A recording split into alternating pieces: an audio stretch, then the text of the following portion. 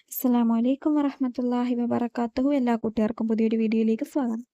ഇന്നത്തെ വീഡിയോ എന്താണെന്ന് വെച്ചാൽ നമ്മൾ നമ്മൾ അല്ലാഹു തആലയെ നമ്മുടെ ആവശ്യങ്ങൾക്ക് വേണ്ടി മാത്രമാണ് നമ്മൾ അല്ലാഹുവിനോട് അടുക്കുന്നതല്ലേ?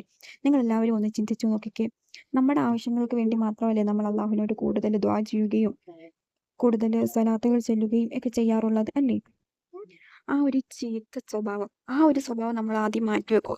നമ്മുടെ ജീവിതത്തിൽ എന്ത് ബുദ്ധിമുട്ടുകൾ വരുമ്പോൾ മാത്രമല്ല, ഏത് സമയത്തും നമ്മൾ അള്ളാഹുവിലേക്ക് അടുക്കുക. എങ്കിൽ മാത്രമേ അള്ളാഹു നമ്മളിലേക്കും എപ്പോഴും കണ്ണു തുറന്നിരിക്കുകയുള്ളൂ.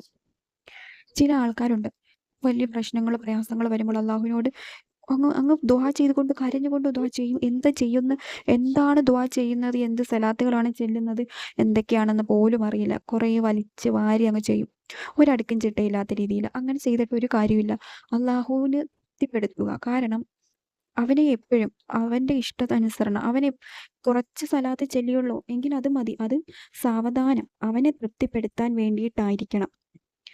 ഒന്നോ രണ്ടോ ചെല്ലിയിട്ടുള്ളൂ, അത് മതി. അത് നല്ലതുപോലെ ആയിരിക്കണമെന്നേ ഉള്ളൂ. അല്ലാതെ ഒരു 1000 ചെല്ലി, പക്ഷെ എന്ത് കാര്യം, പെട്ടെന്ന് ആർക്ക് ബോധിപ്പിക്കാൻ വേണ്ടിയിട്ട് പെട്ടെന്ന് അത് ചെല്ലി തീർത്തു.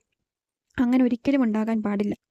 ഇന്നത്തെ വീഡിയോയിൽ ഞാൻ പറയാൻ ഉദ്ദേശിക്കുന്നത് എന്താണെന്ന് വെച്ചാൽ, നമ്മുടെ നമ്മുടെ ജീവിതത്തിൽ എന്ത് പ്രയാസങ്ങളായിക്കോട്ടെ, എന്ത് ബുദ്ധിമുട്ടുകളായിക്കോട്ടെ, നമ്മൾ ആദ്യം ചെയ്യേണ്ടുന്ന ഒരു കാര്യം എന്താണെന്ന് വെച്ചാൽ, നമ്മളൊരു ചെയ്യുന്ന കാര്യത്തിൽ നമുക്കൊരു തൃപ്തി, പടച്ചവൻ്റെ തൃപ്തി തോന്നി അത് നമ്മൾ ആദ്യം കൊണ്ടുവരേണ്ടതാണ്. അള്ളാഹുവിന് വേണ്ടിയിട്ടാണ് ചെയ്യുന്നത് എന്നൊരു തോന്നൽ കൊണ്ടുവരണം.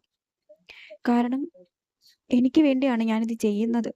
കാരണം ഞാനിത് ചെയ്താൽ എൻ്റെ ജീവിതത്തിലാണ് എനിക്ക് ബർക്കത്ത് ഐശ്വര്യം ഉണ്ടാകാൻ പോകുന്നത്. വലിയ പൈസ കൊടുത്ത് വാങ്ങിക്കേണ്ട കാര്യമല്ല, അങ്ങനെ ഒന്നുമല്ല. നമ്മൾ കുറച്ച് സമയം അള്ളാഹുവിനോട് വേണ്ടി മാറ്റിവെച്ചാൽ നമുക്ക് അള്ളാഹു എത്ര വലിയ പ്രതിഫലമാണ് തരാൻ പോകുന്നത്. അതുകൊണ്ട് ഞാൻ ഈ പറയുന്നത് പോലെ നിങ്ങൾ ചെയ്യുകയാണെങ്കിൽ അത് അടുക്കും ചിട്ടയോട് കൂടി കുറച്ച് ഓതിയാൽ മതി. നിങ്ങളെ കൊണ്ടാവുന്നത് ഓതിയാൽ മതി. നിങ്ങൾ അത് നല്ലതുപോലെ അർത്ഥമറിഞ്ഞ് മനസ്സിലാക്കി അള്ളാഹുവിനോട് ചോദിക്കുകയാണെങ്കിൽ ഉറപ്പായിട്ടും നിങ്ങൾക്ക് അതിനുള്ള പ്രതിഫലം കിട്ടിയിരിക്കും.